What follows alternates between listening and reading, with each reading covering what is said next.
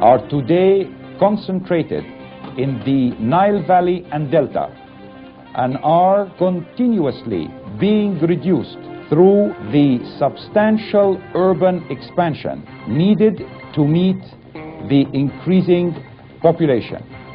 Egypt must and has no alternative but to turn to the creation in the desert of new centers of agro-industrial development outside the existing Nile Valley.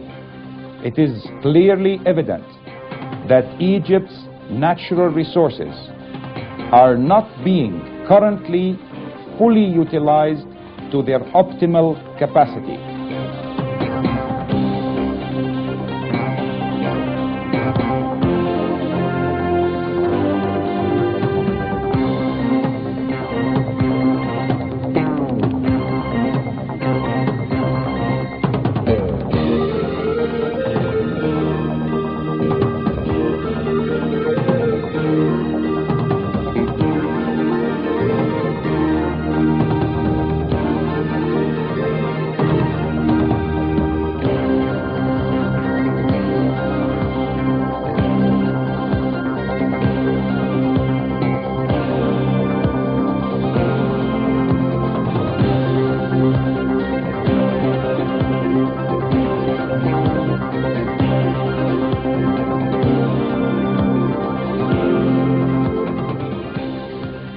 Can a project be conceived that would satisfy, if not all, then at least the majority of the above future objectives of Egypt's efficient development and most beneficial uses of its main natural renewable resources? The answer is yes. The project Egypt of the year 2000, a future possibility, a sounding concept, and the international experts have confirmed that there is no unsurmountable technical obstacle. This must be confirmed by an additional study that will define the costs and benefits that Egypt may expect in the future from this project.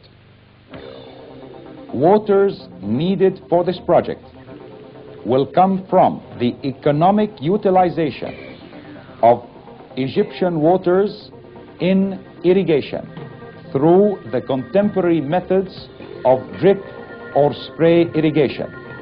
Also, the utilization of additional flood waters currently thrown to the sea and the upstream projects initiated by the Nile Basin countries to increase the Nile waters.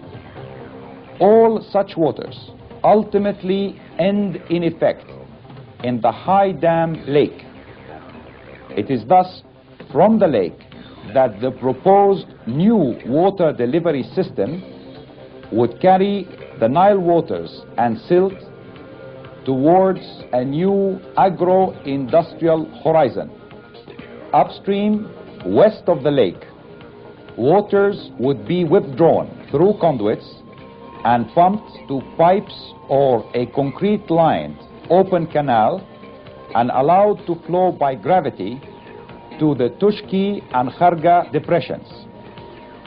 The Nile silt would also be dredged from the newly formed delta on the Egyptian-Sudanese borders and transported by water pressure in a separate pipe to the main pumping station, where it would be mixed once again with the Nile waters and carried to the depressions. At both Tushki and Kharja, the waters required for those areas would be separated from the main canal or pipe and allowed to settle in basins, isolating the silt from the now clear Nile waters.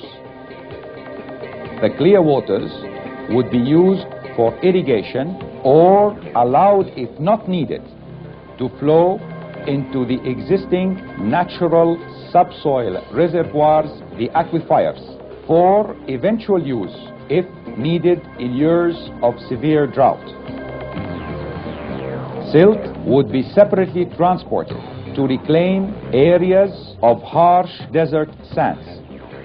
Consequently, in years of exceptionally high floods, additional waters would be directed to other reservoirs or existing subsoil aquifers, allowing these waters to be utilized when needed. In periods of severe drought, a central power plant to provide this additional required energy has been included in this project. From Kharja, the Nile waters and silt are once again pumped and allowed to flow by gravity onwards to Dakhla and thereafter to Farafra by gravity. In these two depressions, the waters and silt would be also utilized for agriculture.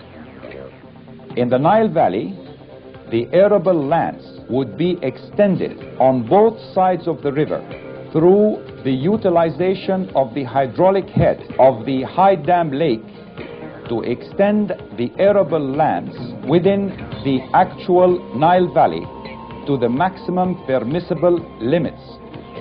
Upstream to the north, waters would be taken up from the Nile bed by pumping in front of the existing storage dams and allowed to flow down to the maximum utilizable arable lands.